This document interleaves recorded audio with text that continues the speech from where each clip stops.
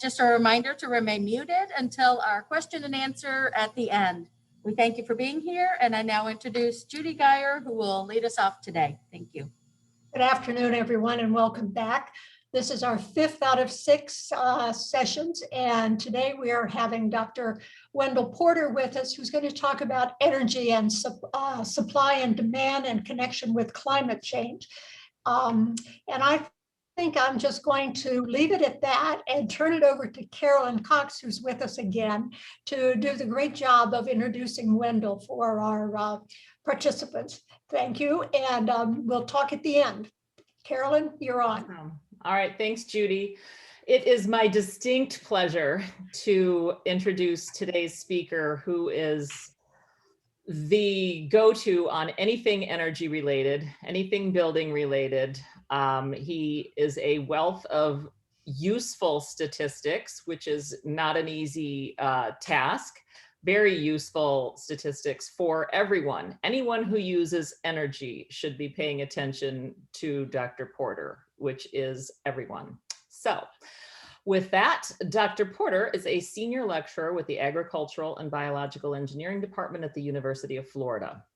He teaches many energy-related courses, one of which, Global Sustainable Energy, is taught online to students at UF and around the world. I'll just sidebar there. Probably over 100,000 students have taken this at this point. So outside of his work at the university, Dr. Porter helped to organize the Community Weatherization Coalition, which is an all-volunteer group that performs free energy audits on low-income housing. And he was that group's first president. So in addition to his academic degrees, Dr. Porter was registered professional engineer for over 30 years. And before he arrived at UF to work in a variety of jobs over the years, including an analysis of flight and ground support hardware for the International Space Station. So very interesting background, well-rounded, and all-round excellent human being, Dr. Wendell Porter. Well, thanks, Carolyn, for that introduction. My varied path to get to where we are here today probably is more to do with me trying to figure out what I want to do when I grow up. But you'll also have to give me a little bit of leeway. This is my first speech I've ever given on a Zoom. I'm an interactive speaker. I like to pace back and forth and wave my arms and make all sorts of motions so we don't fall asleep. So let's see what we can do in our situation today. You know, picture's worth 1,000 words. Carolyn did a good job of introducing my career. We'll start from the top left there. That's a taste evaporator. That's a Florida concentrate orange juice. I started doing consulting engineering in that field when I graduated with my master's from NC State. Right next to that is a targeting pod for a fighter aircraft in the US Air Force. I worked on the heat exchangers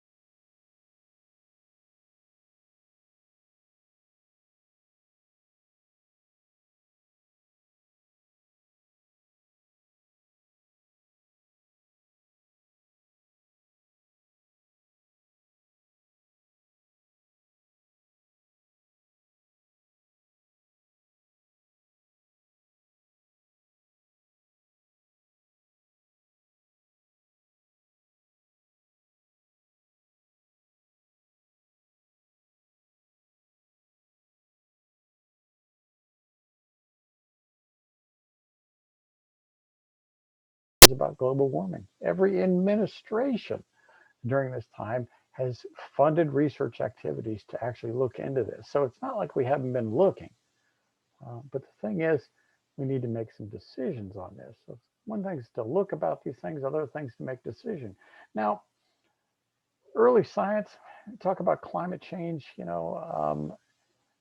it's not new. The greenhouse effect, the actual phrase greenhouse effect was, talked about when we first started developing greenhouses as ways to keep botanical specimens alive from different areas of the world when they brought them back to England after these voyages of discovery.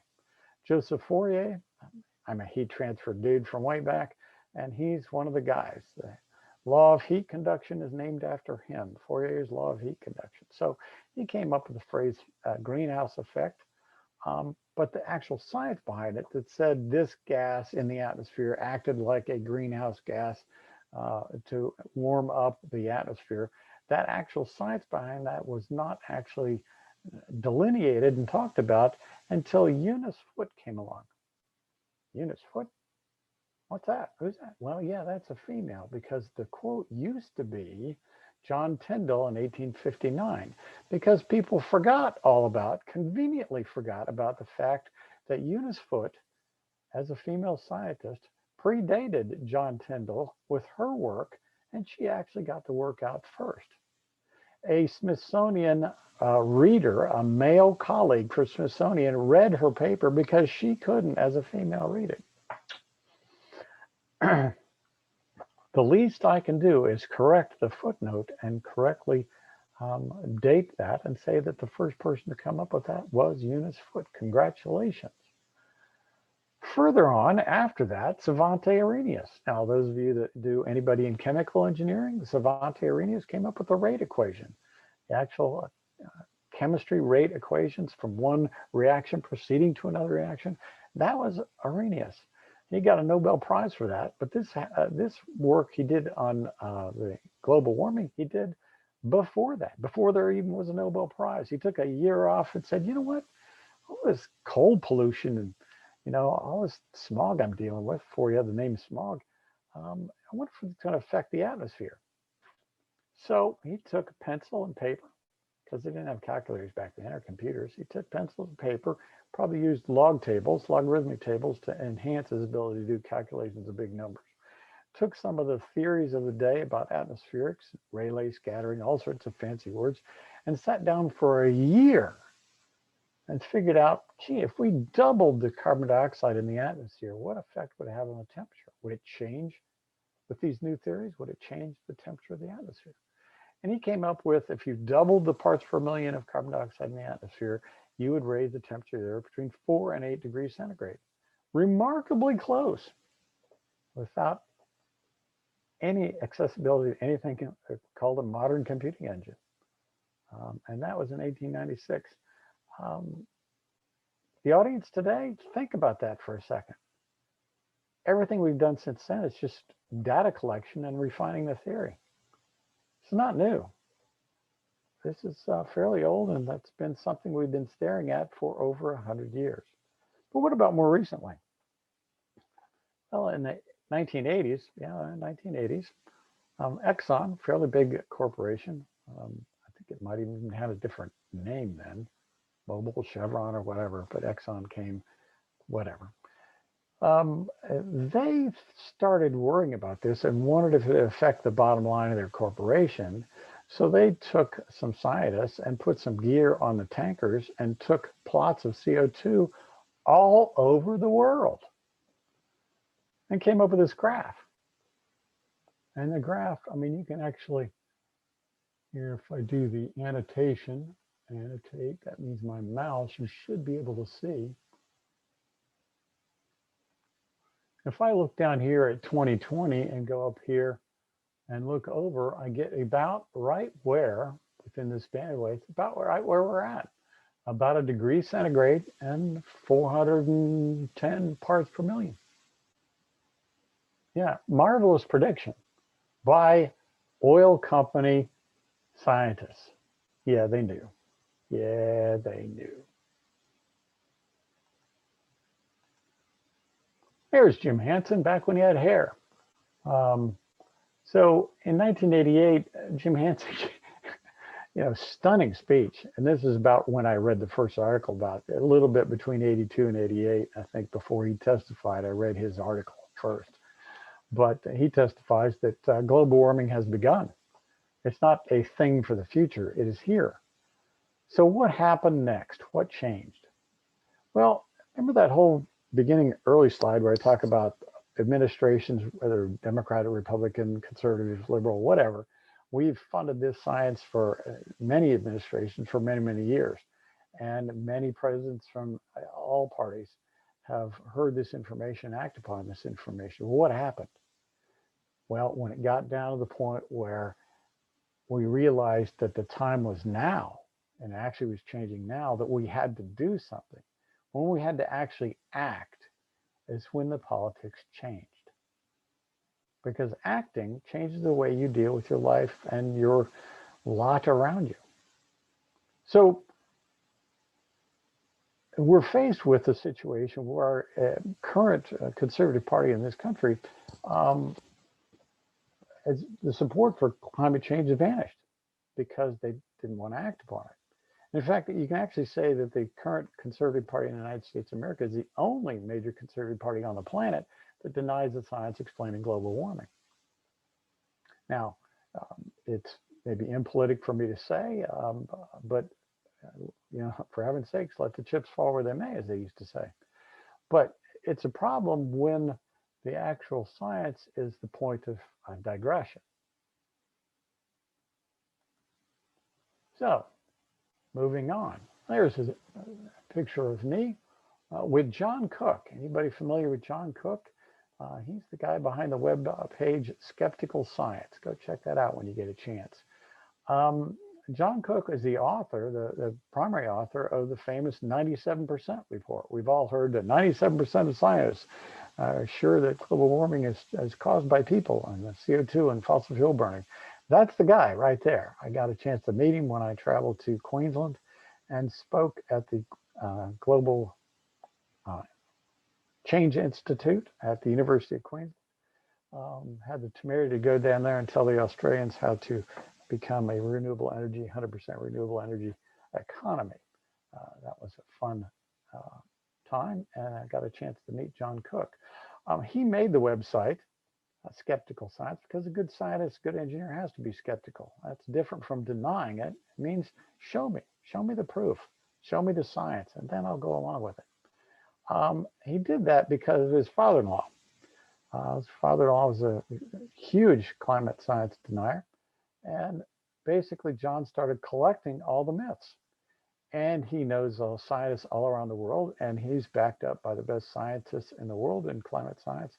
And there's a little write-up on each one of the myths. As of October 2019, there was 191 listed myths. The top ones are climate's changed before, never in 50 years. It's the sun. No, it's not. It's not that bad. Yes, it is. There's no consensus, 97%. It's cooling. No, it's not. So, again, we've heard them all, and you can go through that. I suggest you do. It's got a serious but a light touch, and a great guy to talk to. He came up with a logic type of board game that you can download onto your cell phone. It's called Cranky Uncle, because we all have a cranky uncle. And we all end up at Thanksgiving having discussions with the cranky uncle.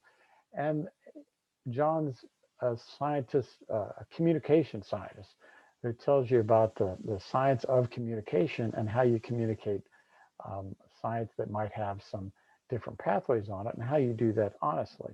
And so a lot of that has to do with logic. And so it's a lot of fun to go through his cranky uncle game. I'm in there. You can find me by my mustache, although I'm not the only one with a mustache on there. Well, who knew that John Cook is also a cartoon artist, and he did all the artwork for that too. So a lot of fun to go through that if you get a chance. So where does that leave us? We've got a situation where our premier paleo climate scientist, Andrea Dutton, who's since taken a position to a university up north, looked at the paleo record on coral, and you can figure out the sea levels based on that, and look at in the past and correlate it to CO2 levels, and look at what has happened in the past. And so people are very worried about actual sea level rise. And the one thing she said that struck me is that our ice is not in equilibrium with the climate anymore. The climate's changed and the ice is catching up by melting. So the sea level rises by two mechanisms. One, that heats up, and hot water takes up more space than cold water, so a thermal expansion. And then the actual ice that's on land, like the ice that's on Greenland and the ice that's on Antarctica, if that melts and goes to the sea, then the sea level rises.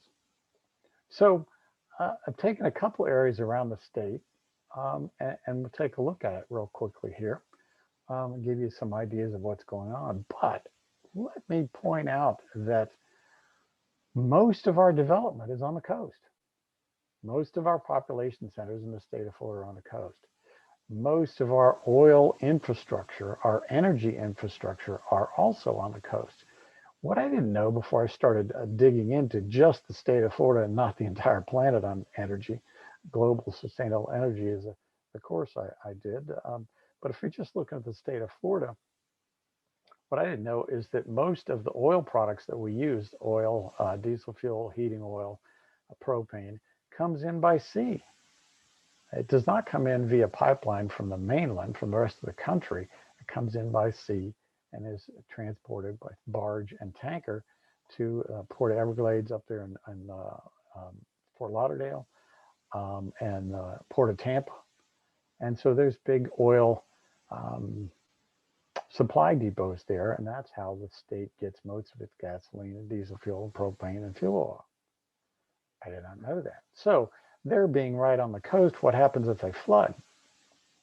Now, most power plants to date use a thermodynamic cycle, and they have to be cooled. It's part of the thermodynamic cycle, just like a steam engine. Part of the job of a steam engine is a cool down cycle that creates a vacuum that pulls the piston back down into position to start over again. It's a good old thermodynamic engine. So most of our power plants are located next to large bodies of water, which most of all are coastlines. Think St. Lucie. Anybody from Hutchinson Island, Jensen Beach, that neck of the woods. There's a big nuclear power plant right there on the coast, right there on a barrier island. Turkey Point down there south of Miami, right on the coast. Crystal River on our side, I know they mothballed that nuclear power plant, but they have not decommissioned it yet. The difference between the two. But that's right on our coast here. Also water tables. If the sea level rises, salt water will come into our water tables. Now this picture here is 3 foot of sea level rise. SLR is the acronym for that. Can you see the mouse as it's moving around there? Somebody give me a thumbs up. Okay, good deal. So the oil tank farm is right here where this red ellipse is. So it's right close to the coast. So there's not a lot of flooding here. This whole park area down here is all flooded. The green is areas below sea level now, but are protected by the road beds from flooding or levees or other such structures. So these areas won't drain. There's a river that comes in over here up to the coast, and that's all flooded. And this highway, 595, is flooded here. You think, well, you could just raise the road. You're going to raise 10,000 individual roads over 10,000 culverts up the East Coast? I don't think that's a possibility. So in all these areas that are green, think about septic tanks. If your land floods, can you flush your toilet? I don't think so. So one of the things you have to watch out for is the IPCC, Intergovernmental Panel on Climate Change, a UN group that's behind all these reports. That's consensus driven, and consensus reports typically move to the mean, in the middle, so to speak. And so late breaking data, one, doesn't get into the report, and two, doesn't get its proper attention until the next report or even the next report. And these are done on a 5-year basis. So currently we have not moved off of business as usual pathway, which is the red pathway, which is labeled RCP 8.5. RCP is a representative carbon pathway, which kind of wraps up everything in a particular mode of doing business for the whole planet. So if you kind of follow it and eyeball it, you're basically looking at 1 meter of sea level rise by about 2050, 2060. 1 meter is about 40 inches. So that's about 3 feet. So we are much closer to 2050 than we are to the end of the Vietnam War, for example. And that's the most recent thing in the past. We're about the same distance to the end of the Gulf War. So it's not that far into the future, certainly not our kids or our grandkids' future. So that's the kind of time frame, and that's the conservative version. This does not include late breaking data.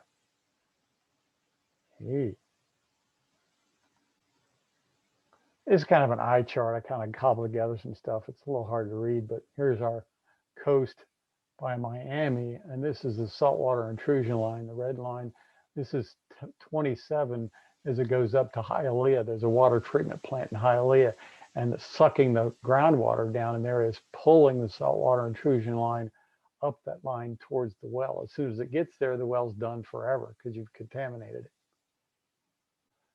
Hypersalinity line here around the cooling canals for Turkey Point. So by having that salt water sit on the land right there, you have a hypersalinity plume underneath Florida right there, which is also helping to contaminate those aquifers there to get our fresh water in.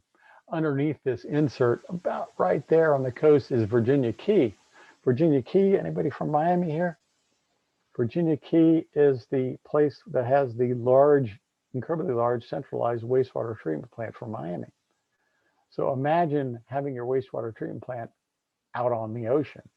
What happens when that floods? I think 3 feet basically isolates the plant from the mainland by one skinny little road that it's going to be hard to travel on when it's surrounded by water. Now, I moved to Florida when I was 12. My parents moved. My mom got to visit her dad's brother down in Fort Myers Beach. It was the last vacation the family took, the summer of 1941, before the elder son went off to the war and everybody got closed down with the war. Nobody took any vacation, certainly didn't use a private vehicle to go that far, gas rationing and stuff, but they drove down, and my mom fell in love with Fort Myers Beach in 1941 and swore she was going to get back one fine day. And we finally moved there in 1970, right before my 13th birthday. If you put 3 feet of sea level rise there, wow, all the blue, the dark blue is currently solid land here.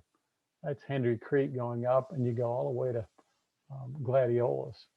And the green part there, again, is unprotected land. I mean, protected from a levee right here, a roadbed right there, but it's actually below grade. And so this whole area will be cut off from the mainland by 3 feet of sea level rise.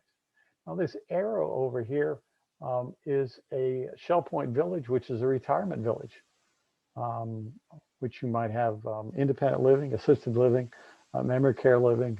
20,000 people live there. And at 3 foot of sea level rise, it will be a narrow 2-lane road giving access to that. How will you evacuate that many people during a storm? So access to Sanibel, Fort Myers Beach, most of the other places around here will be gone. This is a little bit more of a background on Fort Lauderdale and Miami. And basically you have the water table coming in back of this ridge of Miami here. And all this green area will not drain. And again, that's the problem with septic tanks. If you can't drain, you can't flush your toilet. That little gray spot right there is the Turkey Point nuclear power plant. And you're going to be about 5 miles away from solid ground which is the Homestead Air Force Base runway. Your road beds out to the Keys are going to be surrounded by water all the way for miles. And again, those road beds are not causeways. They're just lumped up dirt. So if they have salt water lapping with waves on either side of them, they won't last. So you'll be into a situation where you'll be back to taking a ferry out to the Keys in Florida. Now, that's 3 feet. That's a long time. How about 1 foot? Back before they finished I-75, back when I moved to Florida, you couldn't get to Miami except for 41, the old Tamiami Trail. Tamiami Trail goes, that's that little line right there. 1 foot of sea level puts about 20 miles of Tamiami Trail in front of the coast.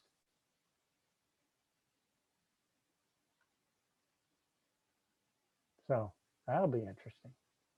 So enough of that. Boy, is our coastline going to change.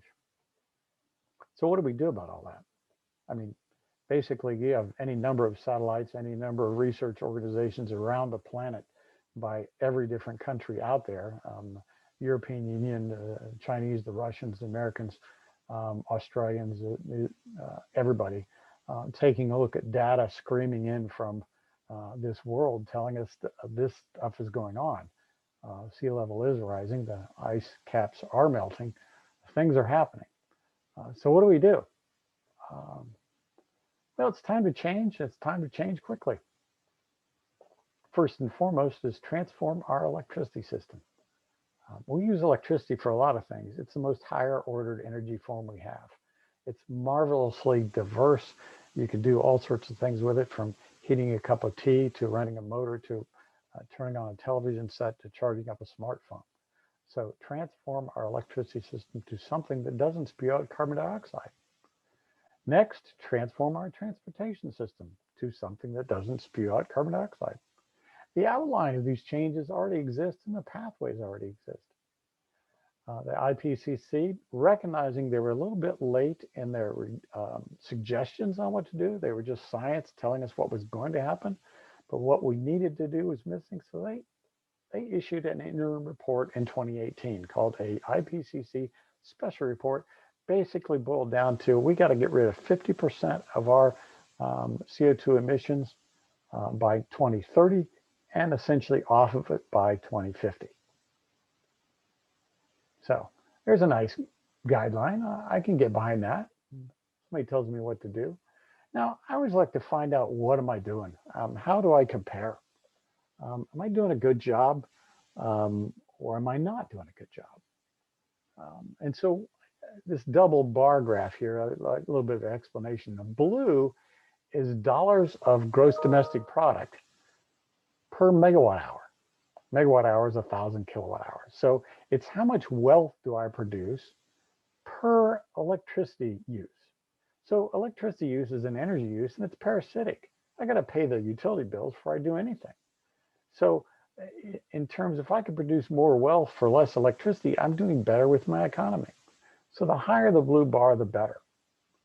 The black bar is just electricity use per capita, just smearing all electricity use in a nation or a state on a per capita basis. So all the electricity used in the residential arena, the commercial arena, industrial arena, just smeared through the population of a country or a state. So look at the far left-hand side. That's California, the state of California. They produce the most amount of wealth per use of electricity of any group there, including the United Kingdom, Germany, Japan, the USA, and Florida. In terms of electricity use per capita, they're not the lowest, but they're the next lowest. The United Kingdom is pretty darn efficient. Florida and the United States as a whole bring up the rear in both categories. We're just not doing so swift. So in terms of the big major question, do I have to suffer if I want to become more efficient? No. California looks like they live pretty nicely. So does the United Kingdom, and so does Germany. So you can be efficient and also live well. You don't have to suffer for it. It's like, Those of us that are old enough can remember Jimmy Carter made a sweater in front of the White House fireplace saying we've got to save energy. I don't want to suffer for it. I want to actually be more efficient. So I just want to point that out right in the beginning. We have plenty of examples around the world where we are actually more efficient and we still live a pretty good life.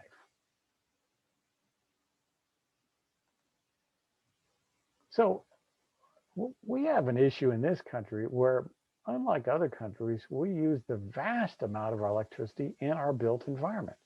Built environment is like where you guys are at, the Oak Hammock. That is a built environment, is a residential, commercial type of facility. Single family homes is residential. Your retail environment, your universities, those are a commercial built environment type of built environment. It's not industrial. So if you look at the red and blue sections of the pie there, it's about 3/4 of our electricity use in this country. So imagine if we just said, let's make our built environment twice as efficient. Well, that's a nice goal. I don't know how I do it. I mean, I do, but I haven't told you yet how we do that. But that would save about 1.5 billion megawatt hours of our total use of about 4 billion megawatt hours in our country. Let me just add, we use 4 billion megawatt hours a year in this country for the first time about 2005. And we're still using about 4 billion. We've added about 35 million people in this country since then, just natural population growth. So we've added the equivalent of some countries in Europe and still don't use any more electricity. So we've started that low slope down because we stopped increasing. The utilities always said we're just going to increase using electricity. And you'll still hear the argument. Well, if we do that, we'll have to use a lot more electricity, then we'll have to build more coal-fired power plants, so why bother? Well, no, we can become more efficient, and that's not the case. So how do we double our efficiency? Well, first and foremost, we got this whole revolution with lighting. We've gone through 3 revolutions, incandescent lights, energy efficient tube lights. The old fluorescent lights that came about in the 30s were T12s. Now the 12 part, the number on that is 1/8 of an inch. So 12/8 is 1.5 inches. So the old fluorescent tubes are 1.5 inches in diameter. Okay, T8s are 1 inch in diameter, T5s are 5/8 inch in diameter. The smaller diameter, the more energy efficient, because the light, the tube itself in the fixture kind of swallows some of the light. And so you have to worry about that as efficiency for the whole fixture. So as time marched on, the fluorescent lights got more efficient and more efficient. And we stopped using incandescent. We started using compact fluorescent, or like Dairy Queen looking little light bulbs that people love to hate, but they were about 4 times more efficient. Now along comes LED lights. LED lights, they were first started being indicator lights, blues, or not blues, but reds and yellows and oranges. Couldn't figure out how to make a white light because you needed a mix of blue light with some other colors and you get white light in there. Believe it or not, a Japanese textile engineer trying to do things with colors and dyes figured out a way to make a blue LED light. Came from up the northern part of Japan, unpopulated area, not from its big industrialized centers and not from one of the optics groups, came from a textile engineer in the northern part of Japan. Fascinating story if you track that one down. But once they broke the code on that, sky's the limit, and we end up with LED lights that are roughly now about 7 times as efficient as an incandescent light. Hugely efficient. But again, we haven't traded out most of our fluorescent lights, and they're about twice as efficient as fluorescent lights. You could save a boatload of electricity, about as much electricity, actually a little bit more electricity than we get from all of our hydroelectric dams in the country. You could save by just relamping everything with LEDs. Next thing is phantom loads. Now, watch when you do this. Take a flashlight with you so you don't stumble and fall and hurt yourself. I would hate anybody to do that. Set a chair at night in the dark, set a chair when it's dark outside, I mean, and set a chair in the middle of the room and go sit down there or you know, take your flashlight, go around, turn all the lights off and go sit in the chair and look around your house. That's a long way to say all that, wasn't it? And look to see all the little blue lights, all the little amber lights, all the little green lights of all your things that are on, but they're not doing anything for you. Like my entertainment system, the television set's instant on. So even when it's off, it's on. Your cable box, it's on. It wants to be able to be on so it can turn on in the middle of the night to add updates, which are ads usually on your Cox on-demand system. Let's see, what else is on? I got a 5.1 surround sound on my entertainment center. The subwoofer, always on. TV's on, cable box is on, subwoofer's on, the receiver's on. It's on standby, but it's not on, but it's on standby. About $60 a year just on my entertainment system is on when it's off. So I got mad one day and plugged them all into a power strip and turned them off. When I'm at work or if I'm asleep, it's off. I save $60 a year, and all I do is hit a little power strip. And I think in evil thoughts, and I smile, cackle to myself every time I turn that off, because I'm saving money. Now, in the old days, when Cox Cable put a update online at midnight and my system was off, it refused to start the next day. I had a little piece of paper with their maintenance number right by the TV set. I just call them up and says, "Can you reset my system?" Well, yeah, let me see why it's off. I paid the bill. It's on automatic withdrawal, so I paid the bill. It's because I turned the system off. Oh, why do you do that? I says, "I'm paying for your stupid box. It's got standby power that sucks." What? So, yeah, I'm not paying for it. I'm not using it. I turn it off. We're not supposed to do that. You make a more efficient cable box, I'll leave it on. Until so, I'll turn it off. Well, they finally got wise to that, and they've got an automatic reset that does that for systems like mine. But I still save $60. So anybody can do that. Get a power strip, plug it in, turn that stuff off. I turn everything off at night except the router and the modem, because those things are a little slow to find themselves. Sort of like a male teenager, right? They're still looking for themselves when they're trying to get into college. Anyway, no, never mind. Come to find 40% of the houses in America don't have adequate insulation in their attics. And believe that or not. So again, find a way to get insulation in our attics. Heat pump water heaters. You know, you can actually get a heat pump water heater. Instead of electric water heater, you get a heat pump water heater. It's just like an air conditioner runs in reverse, and you get free air conditioning. The air surrounding it is cooled. So I get air conditioning, free air conditioning 9 months out of the year. Upgrade your windows, double pane windows, and new HVAC system. And don't do the last couple until they're worn out and falling apart. Here's a heat pump water heater. And you can get those that are Wi-Fi controlled too. So I joke that I'm going to ask for a Wi-Fi controlled heat pump water heater for Christmas. You think I'm kidding. Why would I want a Wi-Fi control? Because actually I can network 100,000 of them and act like a battery storage device. Your water heater could store energy. I can also have heat pump clothes dryers. They're in Europe all the time now. And they're a little slower, but you know, what the heck, plan ahead. And they do just a fine job, and they're much more energy efficient. Look to see the changes happening right behind our back. In 2004, 50% of electricity came from coal. In 2020, just over 19% of electricity came from coal. 2004, 2.2% of electricity came from other renewables, not counting hydroelectric. Hydroelectric was the original renewable, but outside the realm of that, only 2.2% of electricity was from other renewables in 2004.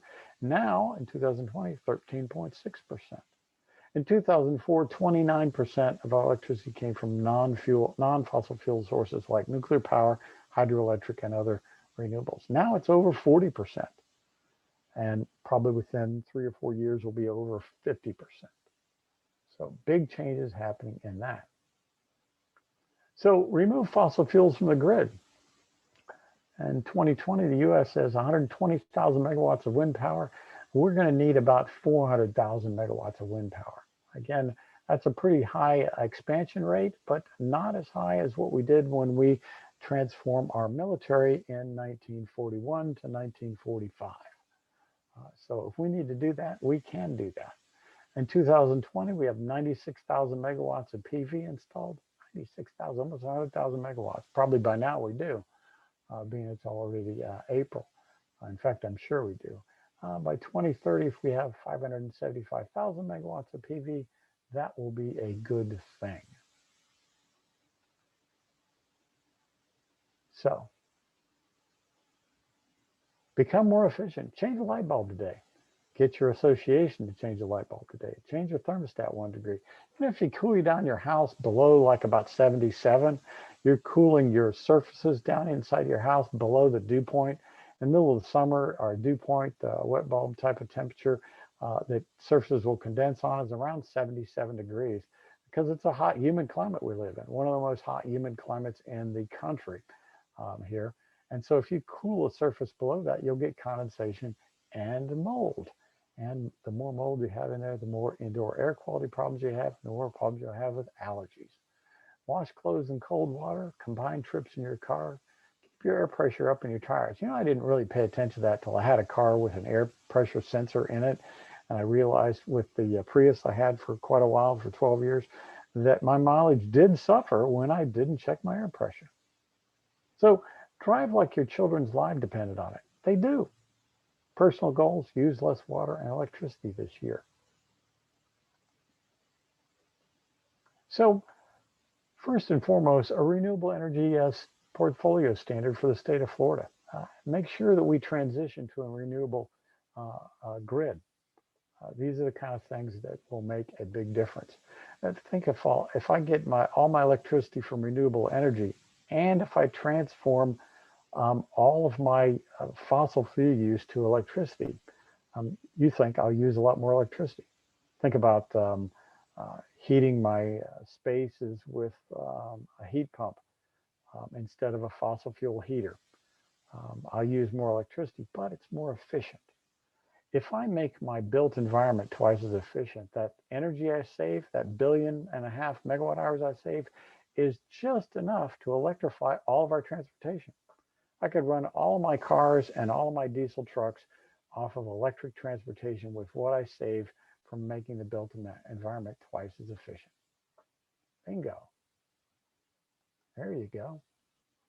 Summary. We're out of time for my speech and the country and the world. Action is required from everyone today and for the rest of our lives. Time to move on. The young people have got a point. It's time to change. So last but not least, Porter household summary. Electricity reduction of 57% over the years, and I didn't do it to break the bank. Remember, I work for the state. I don't have that big a salary. Gasoline reduction was over 75%, probably this year 90% because we don't go anywhere. But that's not fair. But under a normal year, it's about 75%. And neither our son or daughter owns a car. They're mass transit or a bicycle. My wife, for her work, does a lot of, let's see, you had a speech from Dr. Jim Jones. My wife started working with him years ago on crop modeling. So they travel the world doing that kind of work. So we bought carbon offsets for the last few years. A local group does that, and they've planted a lot of trees on our behalf.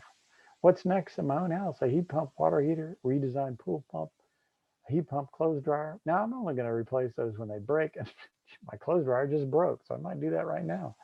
So a new heat pump for my AC, solar on the roof, and electric car. If I do that right, I could go off the grid entirely and not have a utility bill or a transportation bill. So that's the goal. I think I came in about 45, a little bit late on that. Thank you and good luck to us all. Juliana, are we unmuted? Wendell, can you hear me? Yeah, I can hear you, Judy. Yeah, absolutely. Okay, thank you very much for a very interesting program. I was sitting here thinking of jotting down a couple things. I thought you've given us a lot of ideas for our master planning committee to be thinking about and looking at as we're talking about do we, and if we do, how are we going to renovate and expand? So I think that's really good. And then you also gave us some things at the end that we can individually do to some extent. The only question, if that's not really a question as such, but the difficulty is the political situation and trying to get through to some of those that are important decision makers within our state, and enough of those important decision makers in our state to begin making a difference. But that's a topic for another time, I think. Unless you'd like to respond, and then I'll have Julianne follow up with questioning. Yeah, you're absolutely right. The politics will move in their own kind of sphere, but that doesn't let me off the hook for acting individually. Correct. And so we can act with our feet, our pocketbook, our voting. We can act in concert. We can make changes on our own level. And that's what I suggest we do. And eventually the powers that be will catch up. If it's not too late. Well, we can always be last, like as we are in some other topics. But other countries, other states are thankfully leading the way. So hopefully there'll be enough. Okay, great. Julianne, I don't see any chat, but maybe we have some questions from participants. I'll scan to see if there are hands raised. Well, I don't see any right now. I think we're all thinking. My mind is going, what do I do first? Yep. Anybody want to? Bob? See. Bob's raised his hand. Bob? Julianne? Yes. Wendell, suppose we took extreme measures and stopped CO2 production. That's unlikely, but even if we did that, how much sea level rise or temperature gain is cooked in with the CO2 that's already there that lasts for, I don't know, decades or a century or so? You know, that's an excellent question, but you'd have to tag that also with if we got to the point where we could delete all of our CO2 use and then also move into recapturing, like replanting a trillion trees, or I don't hold much hope for carbon sequestration by being able to capture it industrially, but I do hold a lot of hope for changing land use such that we can recapture some of it, so that if we actually delete all of our input and then pull some of it back, I think by Herculean effort, we could probably get it down to no more than 6 feet. You know, at 6 feet would change everything. But imagine if that took 150 years to get 6 feet rather than 50 years to get 6 feet. So that timetable gives us time to move and think and plan. And so everything we can do to give our grandkids a chance at this is what we need to do. So there's some thought that even if we pull back to zero but don't recapture any of it, we're in the probably 10 to 20 foot of sea level rise, which is a huge change, So it all matters. One, exactly what you said, getting to zero. Two, pulling some of it back. And three, trying to stretch the time frame out to give our kids and our grandkids a chance. Okay, John Paul, go ahead. I was just wondering whether Wendell has an email address, or you could send us, or we can chat with him later. What do you call it? Wendell, I'm a long-term utility person that worked for Florida Power and Light for 30 years. Excellent, excellent. I'm on the utility advisory board here. Yeah, it's I've been studying pretty well some other folks that are looking into the solar projects that FPL has, but also battery and other things to face the challenges they have with trying to get the grid in position, since this renewable energy in some cases has caused some issues that I'm sure you're aware of with the 60 cycle requirements of the grid.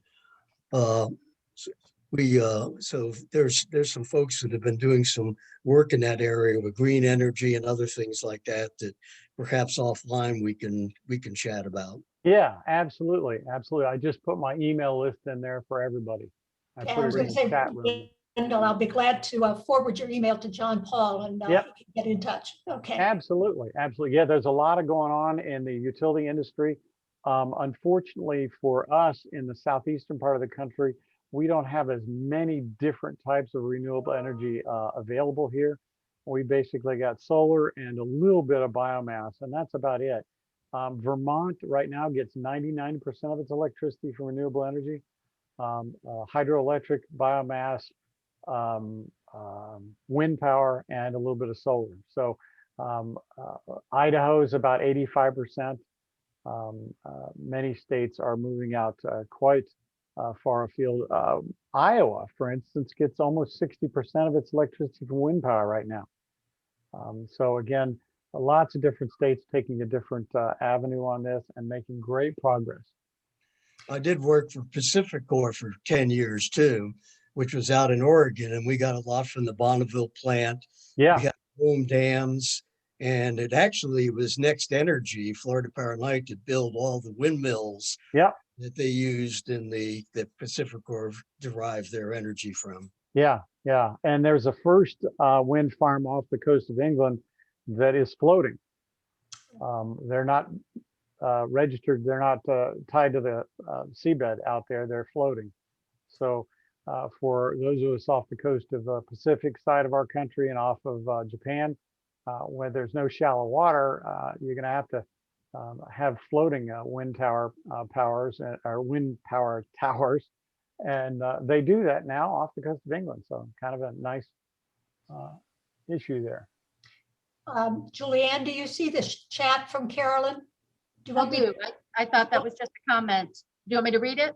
Yes, in case other people aren't seeing it.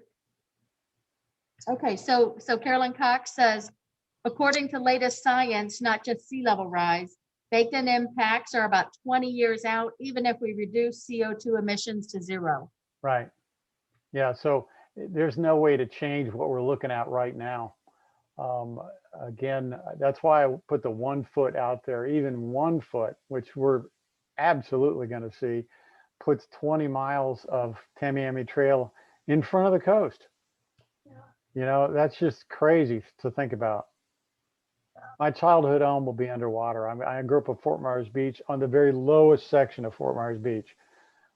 So, whoops. What were we thinking? Yeah. Shirley, go ahead. Hi, this is really oh my God. Sorry. No, we're ready for it. We're ready for it. You mentioned planting trees as being very important, but to get away from plastics, we're using more and more paper. We're doing more and more building. There's more and more people. I think there's deforestation going on. You don't have that in your figures, but you would say that tree planting is very important. We're lucky in Gainesville, but is that a move? Oh, absolutely. There's absolutely. My wife was doing a conference in Ethiopia, and the day that she was there, they were prepping for the very next day. Countrywide, everybody was going to plant. I think it was 4 million trees in one day, and they were prepping for it. So she's got pictures of that. So other parts of the world are getting into reforestation, and there's also quite a move afoot, mostly about young people. Including my wife, who's the same age as me, so you can't call her young, but getting away from the plastic economy. My wife said that she was going to do that, and I was kind of, I should know by now. If my wife says something, I should pay attention. After all these years, good God. But I didn't think much of it. But she did a couple of changes in how we live our life, and man, we just don't produce any trash. Holy cow! There's just nothing. If you do away with plastic, don't you use more wood and paper? We don't use any paper. And we recycle what we use. The couple of key things that she uses a laundry bar for not laundry bar, but a shampoo bar and a conditioner bar. So nothing delivered in plastic. The pods for your washing, clothes washing are in dissolvable pods, and we get them by bulk. We just take a box into the store we buy it from. So there's no packaging there. We get most of our food from the farmer's market. It's not wrapped in plastic. At the end of the day, I took the garbage out today. There's one wine bottle. Yes. Two, let's see, 4 glass bottles, 2 cat food steel cans, and 2 empty beer cans. And that's it. No eating at your house, it's all drinking, right? Right, right. No, the eating is, you broke the code there. The eating is all, fortunately for me on this, I have a couple of food problems. I'm lactose intolerant, and everything that I eat with calcium oxalates in it turns into kidney stones. So the 2 dietary trails, basically the easiest thing I can do is cook my own food. So if you cook it from basic foodstuffs and you buy it in bulk or buy it at farmer's market, you don't produce any trash that way either. And so all of a sudden, a couple of changes, and we just don't produce any trash. Wow. And so the more young people I talk to, the more people are doing this. And it's not so much as that we make a big difference here, but if we change the way that the corporations package their materials, we're going to really reduce that. I think there's a real positive avenue along those lines there. Sorry to get off the track there. I'm sure there's a lot of other questions. But do trees are the only things, or are all plants helpful? As far as I think all plants are, everything uses carbon dioxide and spits out oxygen. So again, using up forests and throwing them away, I think is something we need to get away from. Old growth forests, you can't make those again. So if you're going to use a wood products, make sure it's plantation grown and it's replanted, and we stop destroying old growth forests. That's got to go. Thank you so much. Yeah. Yeah. Any other questions or comments? Julianne, I'm not seeing anything in chat, and I'm not seeing any hands raised. I don't see anything either. Wait, Mark Rush, are you waving or are you just tapping your computer? I think he just tapped his computer. Okay. Okay, Wendell, thank you very, very much for a very informative, whoops, did I just, Richard Petway? I think he might have been waving. Richard, do you want to unmute? Did you have a question? Sorry to interrupt. You need to unmute, Richard. He's unmuted, but I think his mic's not working. Yes, There you go.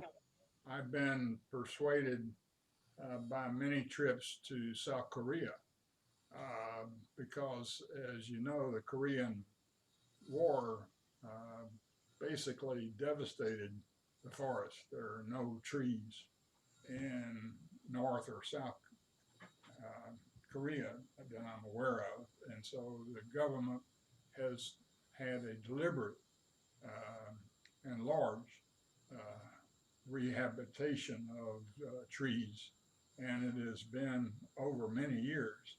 And my last trip was shady. Yeah.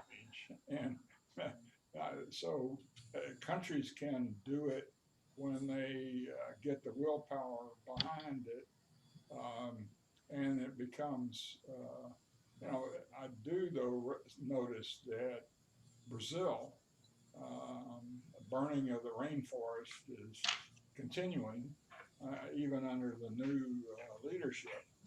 And I just feel that Brazil is missing a good bet because they're allowing people to, they think that their economic growth in the area around the Amazon. Richard, if you don't mind, speak up a little. Okay, so let me turn up my speaker. I just am concerned about Brazil. And Yeah. if you have any comments about rainforest in Brazil, I'd appreciate it. Most of that is driven by meat. And Again, that whole topic is beyond my belief, how we've identified our ability to be Americans with eating so much meat that we're killing ourselves. We eat about 270 pounds of meat per person per year in this country. For example, Japan uses about 90 pounds. Now, it's curious about Japan, and why I bring that up is because we visited there, and some of us sometimes eat vegetarian in our family group. And so the comment was, it's extremely hard to eat vegetarian in Japan. And then I said at the same time, but they eat a lot less meat than we do. How do you reconcile the two? They have small amounts of meat in literally every dish, but small amounts. And so they live longer and live a more healthy life. We're fighting tooth and nail to kill ourselves off early and deforest and ruin the planet by eating too much meat. It's beyond me. It's like, hello, but that's where we're at. And so that's one of the drivers. And so when I say we should, and people ask me that are more of a persuasion on that, I tell them I'm 2/3 vegetarian. And they say, what do you mean 2/3 vegetarian? I said, breakfast and lunch. Again, if we all did a little bit in that regard, we'd take a lot of pressure off Brazil, that's for sure, off the Amazon rainforest. And I'm worried sick over that too. Okay, Dr. Porter, if you have a few minutes, a couple more hands went up. Oh, I am absolutely. I got all day. Yeah. Okay, Bob Bernstein, unmute, please. Okay. Your philosophy on how things might, or your guess of how things might proceed. You mentioned it would take Herculean efforts really to change things substantially. And they're saying something like things proceed much slower than we expect or hope, but then sometimes they just happen quicker than we could have imagined. How optimistic are you that we can make such Herculean changes? Wow. Optimistic. I'm here. I'm talking to you guys. I'm optimistic. Otherwise, I'd be in a hole crying myself to sleep every night. The situation we're in is dire. It is dire because we have done like we always do in this country. We wait till the last minute to do the right thing.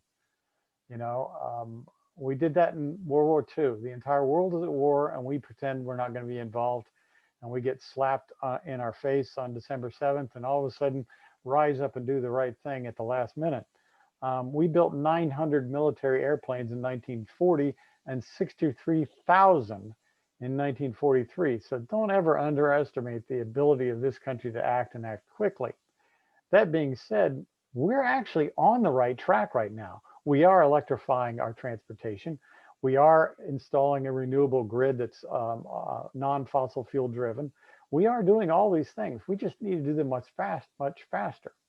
So we are actually installing renewable energy systems for our power grid at a faster rate than we installed smartphones.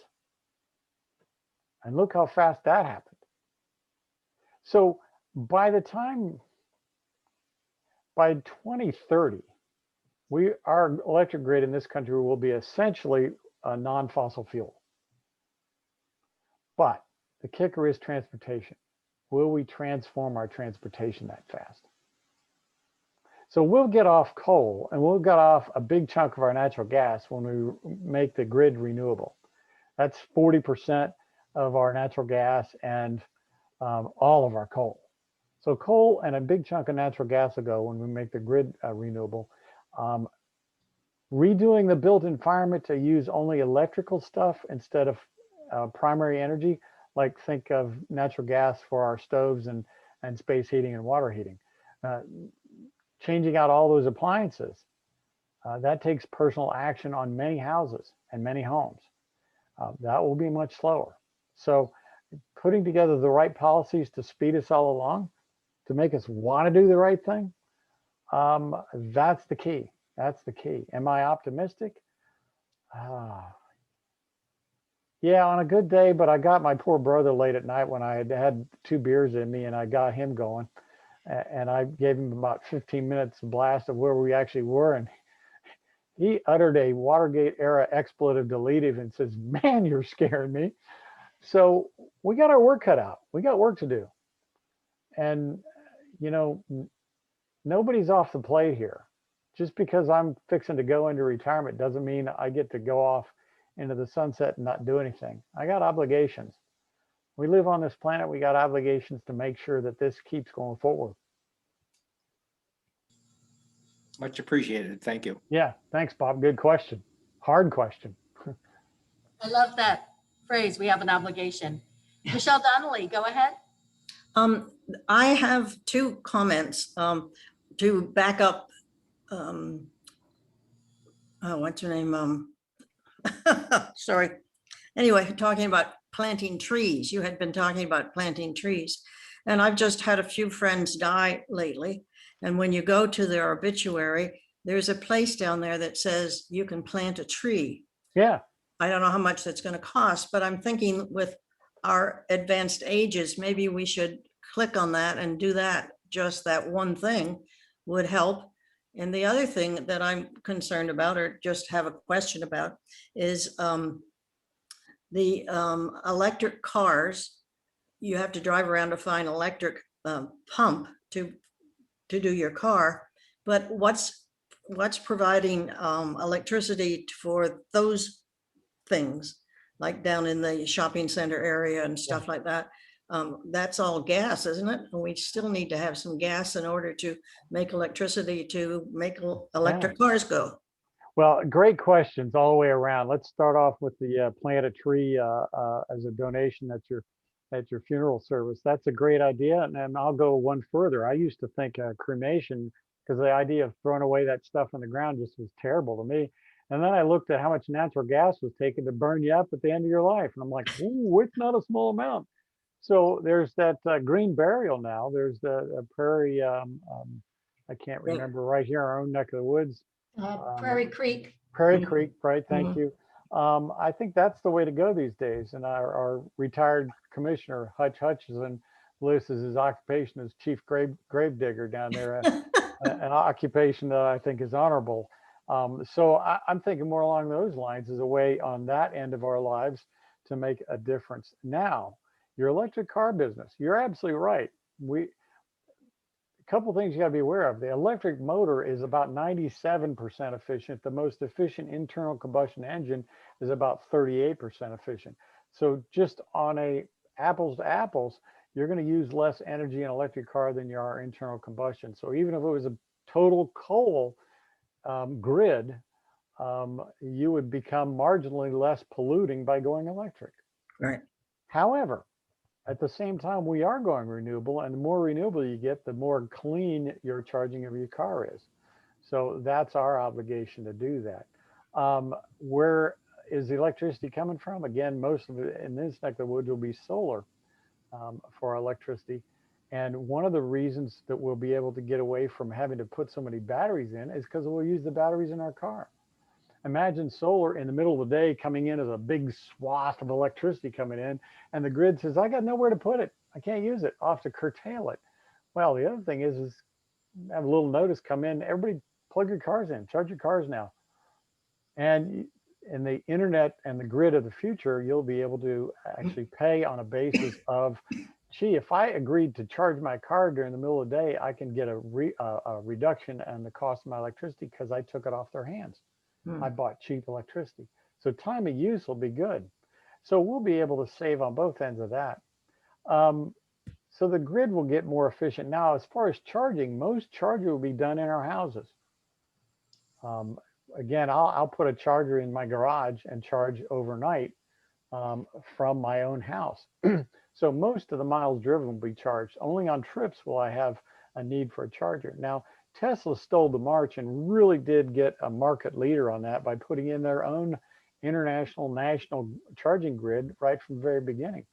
And you can program that into your little screen right on your Tesla, and it tells you where's your next charging point, how many miles you got to go, and when do you have to charge, and empty slots in there that I can charge from. And oh, by the way, there's a restaurant right there so you can get a sandwich and a bite to eat. So I think that's not solved totally right now, only because it hasn't been implemented everywhere, but the solutions are coming and on their way. The key issue is most of the charging will be done right at our own homes. Okay, thank you. Yeah. Go ahead, John Paul. Yes, Wendell, I had just reviewed a proprietary report put out in California by the Alliance of Storage. And Yeah. they were looking at, how you make the, how you generate the energy that's going to be used for charging. And they were looking at all the graphs, and that doesn't look too bad. Right. You would think that there would be a lot more energy, what do you call it, it's going to be consumed with the charging, but that isn't No. what actually came out of this study. Yeah. It's You're- proprietary. If I can release it to you, I will. Oh, excellent. That'd be fun to read. And you're actually right. And see, that's a key issue. If I took all the cars, let me see if I can remember the numbers off the top of my head.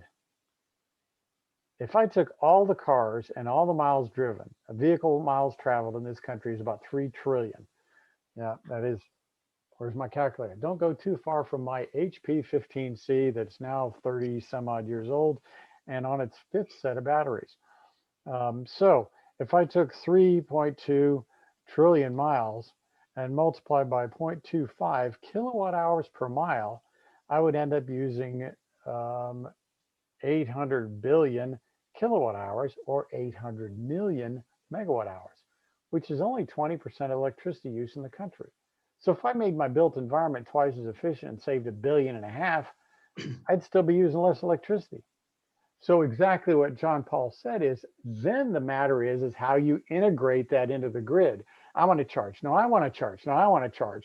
Well, you can duty cycle that. So you'll say, when do I need it charged by? And you'll program that in. Oh my God, I got a trip tomorrow morning and I have to have it fully charged because I have to go. And so you'll be on a priority. They'll charge you.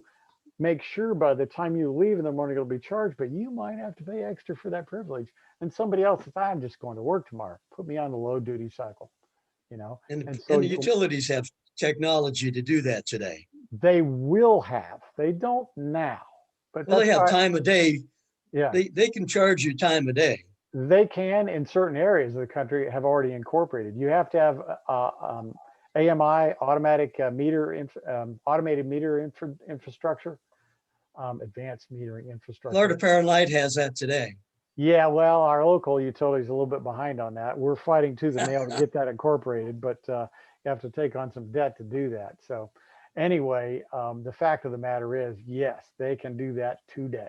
That's not a block on change. Yeah. Well, Wendell, thank you very, very much for your time, for your information, for your energy, for your pessimism, but your honesty about the optimism. We really appreciate Yeah. it. Well, And this has been a very informative session. And I think next week, which is our last session, which will be Chris Martinez talking about water and water resources in the future, will be an important one as well. So Good we have stuff. saved the important two till the very end. So all right. thank you very much. We'll be in touch. Thank you. Bye-bye now. Always good to talk to y'all. Thank you, Dr. Porter. Yeah, thank you.